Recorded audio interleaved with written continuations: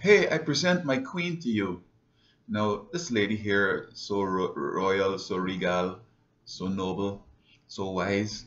I mean, where in the world you see an elderly lady like this runs such a big corporation, big commonwealth, and each head looks to her for some serious and practical advice. Even the Prime Minister of England, Great Britain, confers with her to get her wisdom. I think that I've grown to know her so much that like she's family, you know. First time I saw her, I was about 6 years old. She and her husband, the Queen and Prince Philip, had come to Guyana. They flew in with a helicopter from the airport, landed somewhere close by, drove through, and we, with the British flag, waved and so on. That's before we became independent. And another time I saw her in Trinidad, it was in the 80s. She came for some reason, and I was there. About the same distance to when I saw her at first. And I think that she's doing a great job for the Commonwealth. She has years of experience. She has met with so many different prime ministers of Britain and almost every head of the Commonwealth. And right there, she has so much experience. Even meets with President Obama. Um, I think that she was the right choice to be queen. I mean, the mystery or whatever, how it happened that her father became king and then, unfortunately died and she assumed the throne. She has just brought pride and joy to the Commonwealth.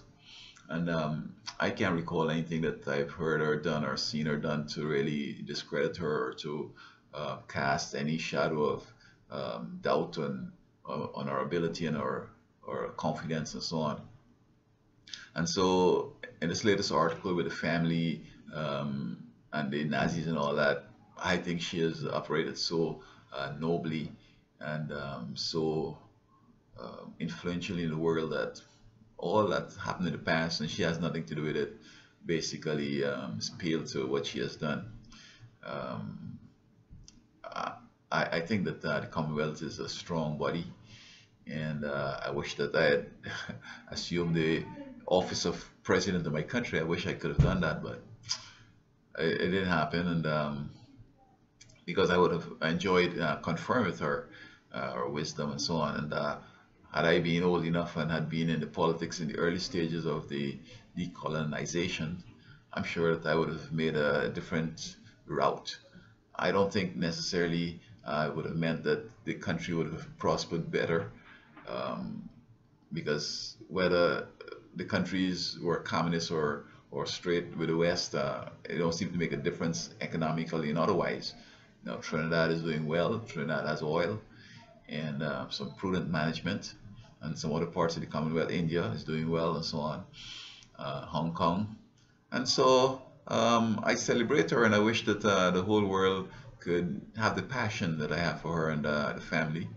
And I really, really would like to see the monarchy last forever. Um, in fact, look at it. Without any prejudice or anything, I'm glad that I was born in the British Empire. I'm glad I was born in the Caribbean. I'm glad I was born in Africa.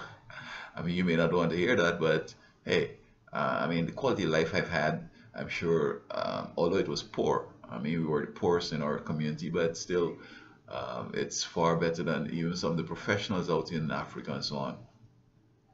And slavery, as far as I'm concerned, I don't even study that. I can't remember anybody who was a slave. I wasn't a slave. And most of all, I know that Africa ruled the world first and had slaves. So there goes my slave psyche right there. But as I said, the British has done for me, as far as I'm concerned, with the education and other institutions that they've established in the Commonwealth, especially in Guyana, um, have um, prepared me for the success I've had. Now, what do I have to show for my success? Well, I have some good ideas.